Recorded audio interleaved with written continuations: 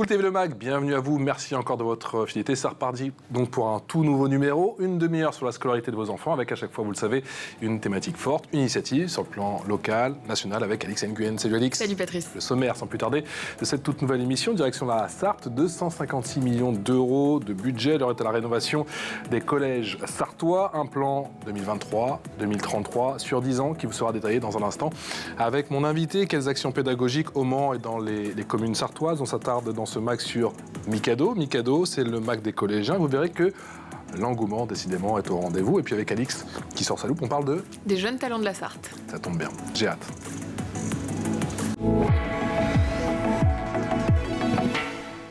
En plateau, notre invité. Bonjour Anthony Trifot.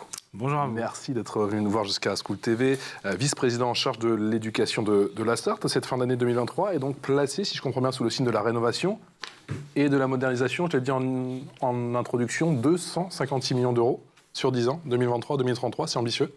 C'est un plan extrêmement ambitieux, en effet, mais légitime par rapport à la volonté du département de mettre les moyens sur l'éducation, les jeunes. Il y avait un besoin ?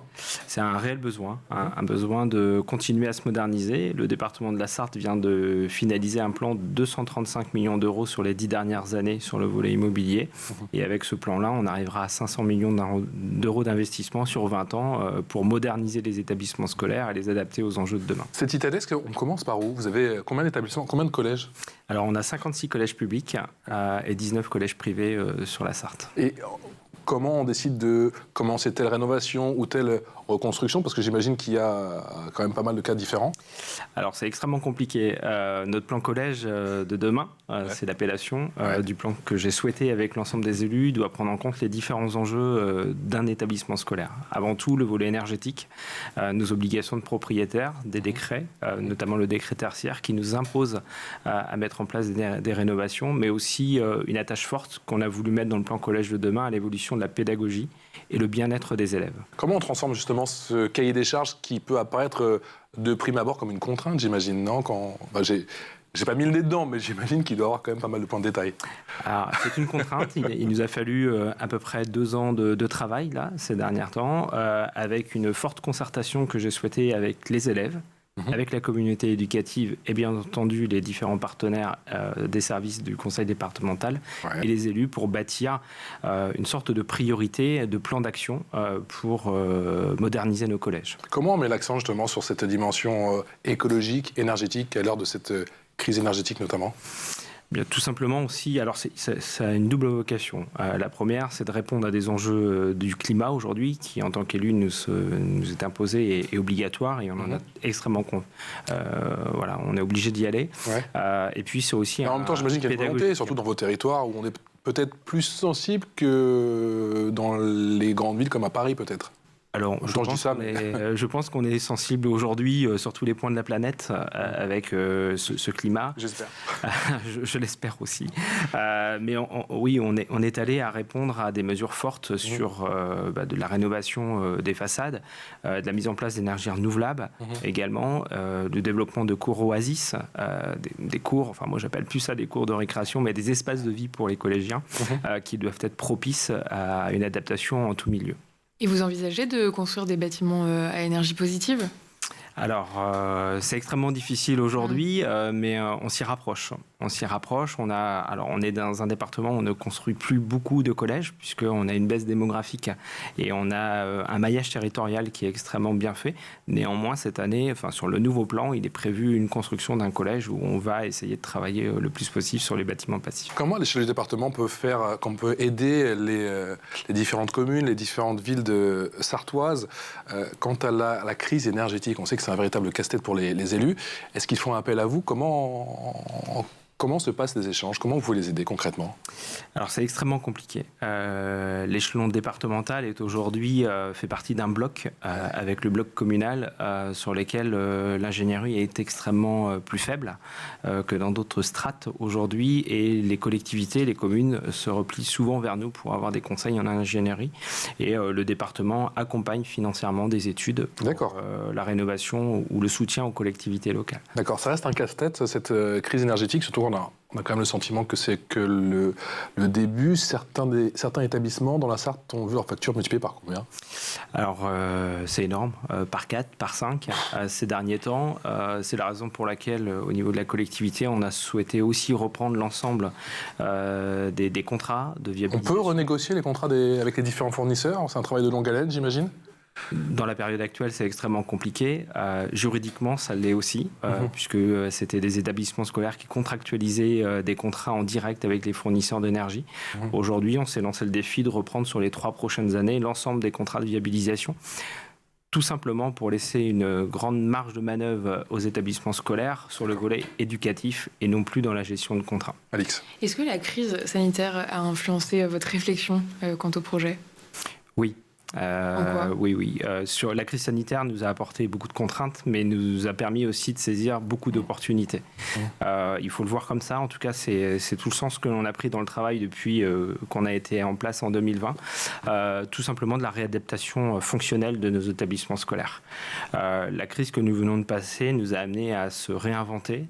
Et demain, je pense que des choses resteront dans les apprentissages scolaires, y compris sur du mobilier déplaçable, des classes flexibles, des choses sur lesquelles aussi des enseignants travaillent pour une pédagogie nouvelle. Parce que dans la Sarthe aussi, on doit parfois pousser des murs, on manque de place ou pas forcément? Ça dépend où, j'imagine, bien évidemment. Ça dépend où. En effet, on a des établissements scolaires aujourd'hui, notamment sur la ville du Mans, dans des quartiers parfois prioritaires, où on a une forte densité de population. Et en effet, on est amené à pousser un petit peu les murs. Cette réflexion que vous avez entamée, effectivement, le rappelait Alix, depuis la crise du Covid, depuis 3 ans maintenant, est-ce qu'elle passe aussi par la cantine? Oui, elle passe, alors pas que depuis la crise Covid, puisque le département de la Sarthe a une politique très forte en matière de restauration scolaire. D'ailleurs, c'est la loi de 2004 qui nous a confié au département cette décentralisation, cette restauration scolaire. Et nous, depuis 2004, on a vraiment saisi pour apporter une alimentation équilibrée, mais aussi un apprentissage à l'alimentation à nos élèves avec une forte politique de restauration. Ça se traduit avec des demi-pensions, on appelle plus ça des cantines, mais des restaurants, et avec une production dans l'ensemble des établissements. Je reste à la cantoche, moi. Une production sur place, avec des chefs cuistots qui sont extrêmement impliqués et avec une forte dimension d'approvisionnement local. Un objectif de 80% d'approvisionnement de circuits courts dans l'assiette des collégiens. Aujourd'hui, on est à environ 60-70%. Cette restauration scolaire, c'est un symbole, au final, de la politique que vous souhaitez mener dans les semaines, dans les mois à venir, dans les années à venir? Oui, c'est un symbole et je pense que c'est même une priorité au sein d'un établissement scolaire aujourd'hui, parce que c'est aussi de l'éducation, on l'a dit tout à l'heure, à l'environnement, à l'alimentation et aussi une prise en main de la santé. Je crois que les jeunes aujourd'hui, il faut leur donner toutes les cartes en main pour qu'ils puissent prendre soin d'eux, et la santé fait partie aussi du restaurant et de la bonne alimentation. Et avec des choix forts, des choix sur le plan politique, j'imagine, avec notamment ce repas à 1 € dans les zones REP+. C'est ça, un choix fort qui a été marqué pris dans un constat où beaucoup de jeunes de ces quartiers-là ne viennent pas déjeuner. Environ 15 élèves sur 450 aujourd'hui acceptaient de venir déjeuner dans un autre restaurant qui n'était pas dans le collège. D'accord. Pourquoi ? Alors, je suis allé concrètement échanger avec l'ensemble des enseignants, des élèves et des parents qui vivent dans ces quartiers pour comprendre les raisons. Il y a une méconnaissance. Une méconnaissance de ce que peut être un restaurant scolaire aujourd'hui, des inquiétudes des enfants qui sont inquiets sur l'alimentation, voire des parents, du type du menu que la collectivité pourrait proposer. Et puis, le côté tarif. Par rapport à la variété des menus, par rapport au fait de la qualité aussi ou... Plus la variété, et le choix aussi de certains aliments par rapport à des religions que certains craignent. Port ou pas port, très bien. Voilà. D'accord. Ok, Alix. Comment est-ce que vous comptez évaluer l'efficacité des opérations que vous menez sur le volet du plan collège? Alors, sans arrêt, je demande au service d'avoir un suivi de terrain. Il y a une sorte d'observatoire? Alors, pas forcément un observatoire. On a 440 agents qui sont aujourd'hui implantés dans l'ensemble des collèges de la Sarthe. C'est pas mal, Voilà, pour 56 collèges, avec une équipe de 90 personnes basée sur la stratégie de développement de la politique éducative, à la fois sur le volet immobilier, mais aussi le volet éducatif. Et on a pris le parti aussi de faire confiance aux équipes de direction de collège et de nous remonter sans arrêt leur point de vue pour adapter notre politique éducative. On est tout jeune. La décentralisation a peut-être 40 ans, mais aujourd'hui, ça fait une quinzaine d'années que les départements se préoccupent vraiment du volet éducatif. Et d'ailleurs, tant mieux qu'on a pu saisir aussi cette opportunité-là, parce que ça nous permet de nous adapter à notre identité de territoire et adapter aussi en fonction des établissements scolaires et de leur pédagogie. Il y aura un suivi aussi auprès des parents ? Alors, au niveau des parents, c'est un peu plus compliqué et on laisse cette liberté de gestion aux établissements scolaires aujourd'hui. Il faut, et c'est tout le sens des conseils d'administration dans les collèges, il faut laisser la porte aussi aux parents grande ouverte et leur laisser venir remonter leurs informations par cette voie-là. Est-ce qu'il y a une réflexion qui est, pour en revenir à la restauration scolaire, qui est nourrie vis-à-vis du gâchis alimentaire, puisque effectivement on parlait de cette cantine qui doit... cette restauration scolaire qui doit être avant tout un exemple. Est-ce qu'il y a quelque chose qui est fait, une politique qui est menée concernant le gâchis alimentaire ou pas encore ? Oh oui, on y est déjà. Si je vous dis que dans certains collèges aujourd'hui, on est à moins de 10 kilos de déchets par semaine pour parfois 350 repas par jour. Donc autant vous dire que dans certains collèges, on est extrêmement en avance. Et comment ils font ces collèges justement ? C'est des petites choses qu'ils ont changées Alors, des petites choses, une meilleure gestion déjà de la production en cuisine, mais surtout, depuis 2-3 ans maintenant, la mise en place de ce qu'on appelle l'assiette unique. L'assiette unique, c'est un modèle où l'élève se sert lui-même. Voilà, il est plus servi comme à la cantine. Il se sert à travers des salades bars, des espaces où il peut se servir des légumes, tout en étant accompagné sur l'approvisionnement et la quantité dont il peut prendre. Et ça réduit le gâchis. Et ça réduit énormément le gâchis puisque les enfants finissent leurs assiettes. Quand ils se servent eux-mêmes ? Et il y a très peu de déchets. Avant d'aller chercher de la viande ou des légumes, il est obligé de finir son entrée. Et donc, par conséquent, il y a quand même beaucoup moins de gaspillage alimentaire. Après, sur la réduction des déchets en cuisine, on travaille en circuit court. On l'a dit, sur des plus gros volumes, on évite tout ce qui est plastique. On a une politique zéro plastique, local, 100% local. Et le fait maison nous impose aussi à avoir moins de déchets. Ça a été compliqué de mettre en place ce 100% local ? Alors, c'est dans un territoire rural comme le nôtre, je dirais non, puisqu'on peut avoir de la ressource avec des agriculteurs, des producteurs, des maraîchers qui sont pas loin. Et ils ont rapidement joué le jeu en termes de tarifs, j'entends, parce qu'on sait qu'on a effectivement des producteurs locaux et ce sont des beaux produits. Qui plus est, bio. Ils jouent le jeu parce que cette politique de restauration qu'on a dans nos écoles, on a eu également la même chose sur les EHPAD et on a impulsé un projet de territoire alimentaire qui a permis aux producteurs de s'engager sur la durée avec des quantités qui étaient raisonnables. Anthony, quelle formation à la citoyenneté pour les jeunes Sartois ? Élément de réponse avec un outil très puissant. Regardez.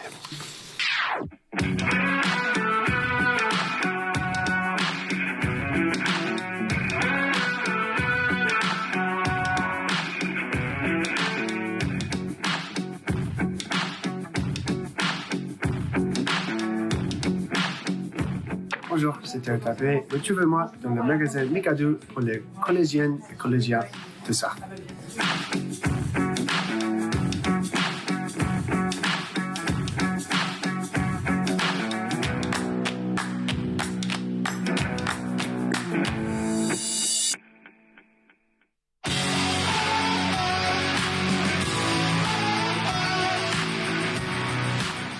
Voilà, Mikado, c'est tout beau, c'est tout nouveau. Oh là, ça fait 10 ans que je n'ai pas dit ça. C'est magnifique. Le numéro 3, c'est celui-ci. Vous venez voir la promotion du numéro 1 avec le basketteur international français Thierry Tarpey.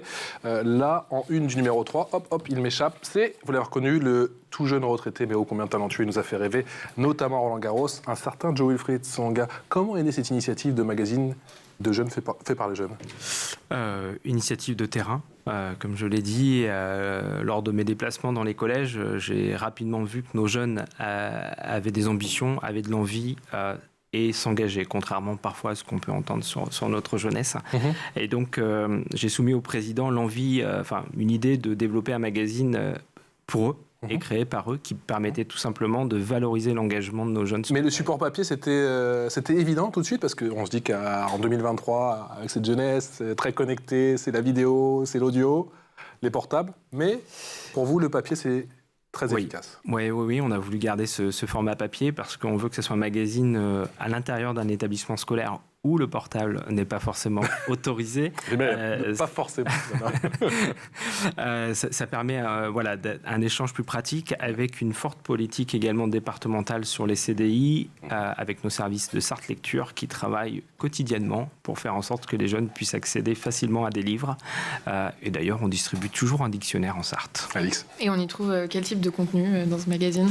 Alors, le magazine, il a pour but déjà de faire connaître le collège à l'ensemble des collégiens sartois, faire connaître le territoire, à des mesures de prévention, notamment sur le harcèlement, la nutrition, etc.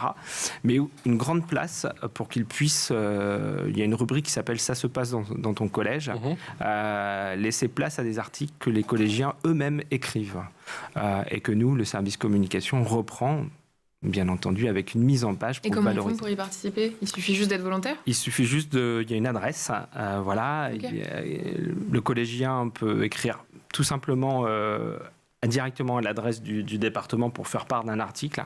Ou tout simplement, il est aussi accompagné par la communauté éducative qui s'est bien saisie de ce magazine pour valoriser aussi les projets qu'il menait dans les collèges. On imagine, et c'est super, c'est déjà le numéro 3. On a vu Thierry Tarpey en une, et c'est un peu le parrain effectivement de Mikado, de ce magazine des collégiens sartois. Joe Wilfried Tsonga sur ce numéro 3. Quelle est la place du sport dans ce magazine ? Alors, comme la culture, à part égale, parce que le sport et la culture sont nécessaires pour l'épanouissement des jeunes, et on souhaite faire, au travers, ici, Joe Wilfried Tsonga, faire découvrir aux jeunes qui sont dans un collège aujourd'hui comment on a pu en arriver là, et comment Joe a vécu ses années collège. Donc, dans le magazine, il raconte tout simplement comment il a vécu ses années au collège d'Ivry-l'Évêque. Et ça donne un peu une référence pour ces jeunes qui sont aujourd'hui dans un collège, et ça les projette, pourquoi pas, vers des avenirs comme Joe Wilfried. Surtout, on sait que sa famille est toujours à l'œuvre et très implantée, effectivement, dans la Sarthe.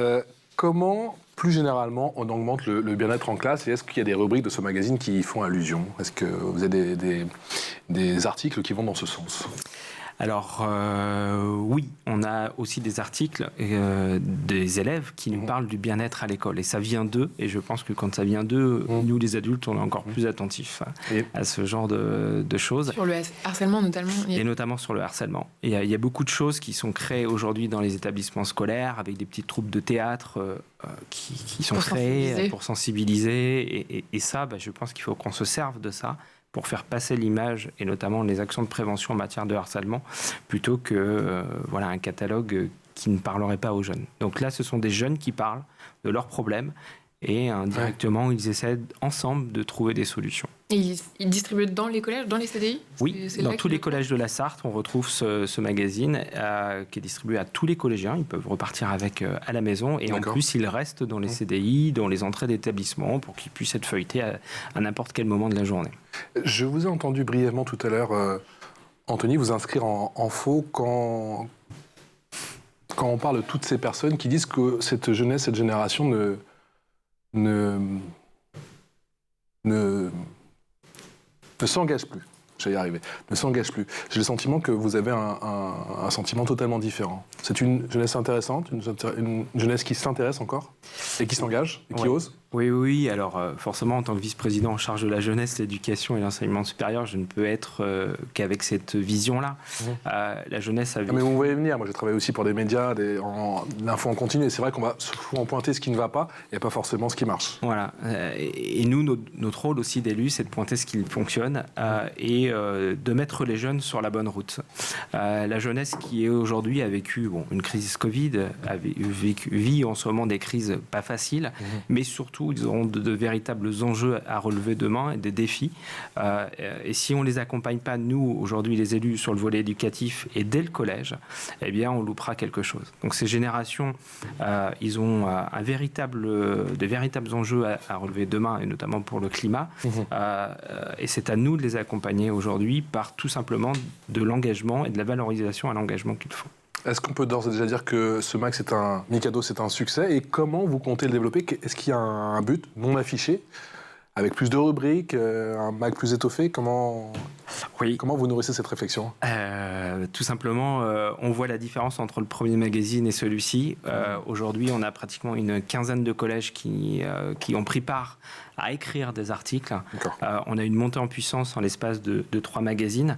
On a mis en place une version dématérialisée accessible depuis l'application Le Mag sur le site du conseil départemental. Et sur les réseaux, il y a des choses de fait qui peuvent faire écho à la version papier? Pour l'instant, on minimise un petit peu les réseaux. On a tout un travail à faire avec la jeunesse justement sur l'utilisation des réseaux. Et on est resté sur une version un peu plus papier aujourd'hui.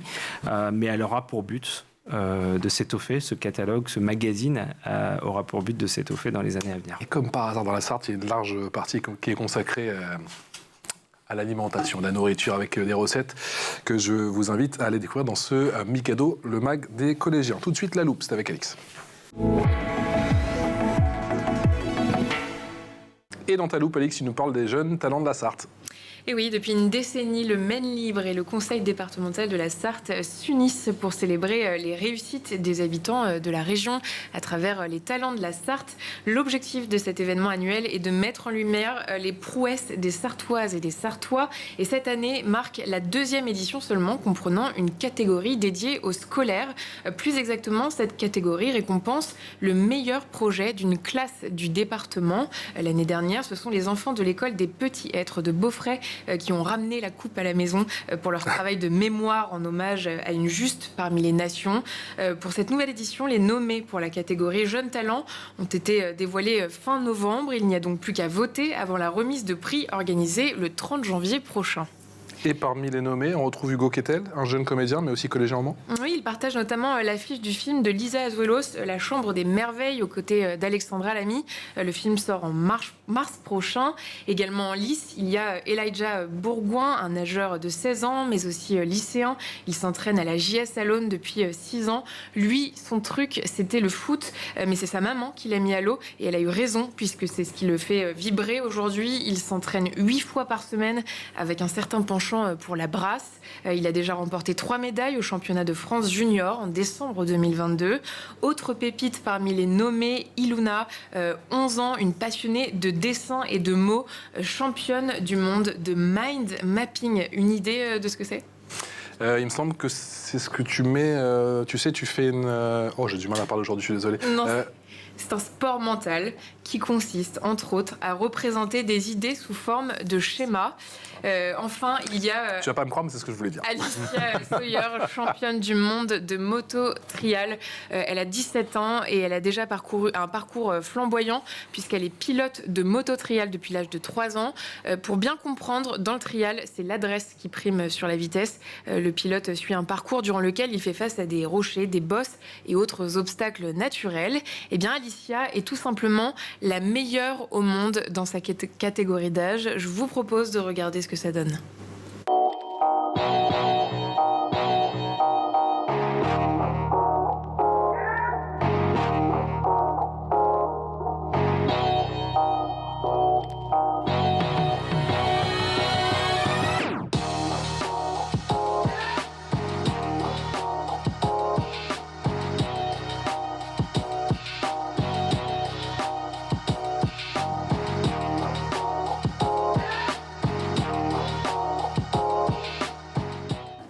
L'an prochain, elle vise la catégorie reine. Bref, difficile de choisir parmi tous ces talents. Vous avez une préférence ? Un petit peu. J'ai une petite préférence pour Hugo. Voilà, mais je trouve que son parcours est assez intéressant, avec un âge aussi, un jeune âge.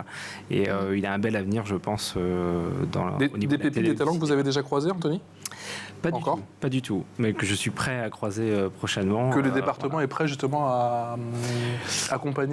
Accueillir, Vous savez, le département de la Sarthe accompagne beaucoup de jeunes sportifs ou non dans le profil de carrière qu'ils ont, et notamment on n'hésite pas à les mettre en avant. Mais c'est quand récent, ils ont besoin. cette catégorie dédiée aux jeunes spécifiquement. Pourquoi seulement 2 ans C'est alors très récent. Ça s'inscrit dans la politique jeunesse, tout simplement qu'avec le président, on a voulu mettre en place, on a une terre sartoise nourrie de talents.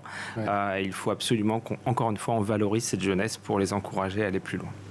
Anthony Tréfaut, quelle est la place du numérique éducatif dans la Sarthe? Est-ce que vous avez rapidement misé dessus ou pas forcément? On a beaucoup misé dessus. On a un plan numérique collège qui a déjà eu 5 ans de mise en place. Et là, on a développé l'ensemble de la fibre dans tous les collèges de la Sarthe.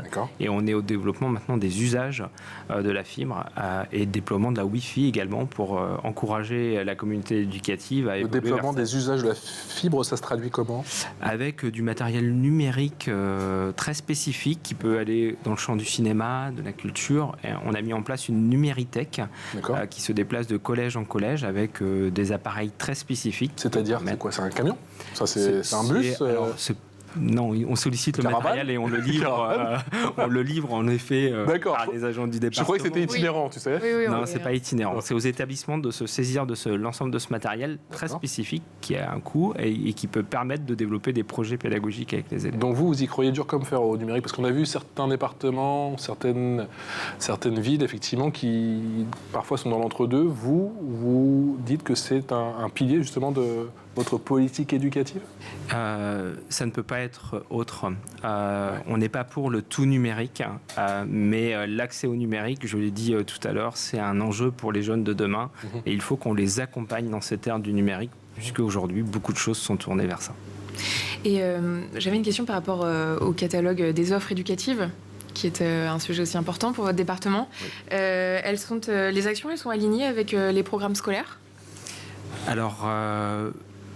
Ça vient en complément. Ça vient en complément. Ou est-ce qu'elles sont totalement décorrélées Non, pas du tout décorrélées. La collectivité, on s'inscrit vraiment en accompagnement, en continuité de l'action éducative. Il ne faut pas siloter, on va dire, notre action avec les programmes de l'éducation nationale. Néanmoins, avec l'ensemble des services que les départements ont aujourd'hui, services sport, services culture, services environnement, eh bien, on est en capacité de proposer des actions spécifiques pour des collégiens. Donc, le catalogue éducatif qui a été sorti là, c'est 28 actions, 5 parcours, un parcours sport notamment, un parcours également citoyen qui doit les amener à aussi s'intéresser à ce que les élus font. Et il y a des actions phares un peu emblématiques du catalogue? Il y en a beaucoup. Le défi éco-marmiton, par exemple, si je prends la politique de restauration scolaire. On en revient toujours à la restauration. Vous êtes à Sarthe. On aime bien ça. À Sarthe, on aime bien. On a également une action qui s'appelle Sur les pas d'un conseiller départemental. C'est aussi leur faire voir ce que c'est. C'est quoi le défi éco-marmiton? Le défi éco-marmiton, c'est une préparation d'une recette, d'un menu complet, avec un chef cuisine pendant une année, et bien entendu les enseignants qui vont pouvoir les accompagner, et ils passeront devant un jury pour voir si leur recette est la meilleure. Merci beaucoup. On a hâte d'aller découvrir ça effectivement en terre sartoise. Merci beaucoup Anthony Tréfaut. Je rappelle que vous êtes vice-président de la Sarthe en charge de l'éducation, on l'aura compris. Je rappelle le 3e numéro de ce très beau magazine Mikado, effectivement avec Joe Wilfried Tsonga en couverture, avec plusieurs rubriques, plusieurs dossiers, notamment Arrêt sur image, les sciences pour tous en s'amusant, ou encore un dossier orientation. Ça commence dès maintenant. Et oui, il faut commencer le plus tôt possible. Un grand merci à vous. Merci. On se retrouve très vite avec Alix Nguyen pour un tout nouveau numéro de School TV Le Mag. Bonne journée.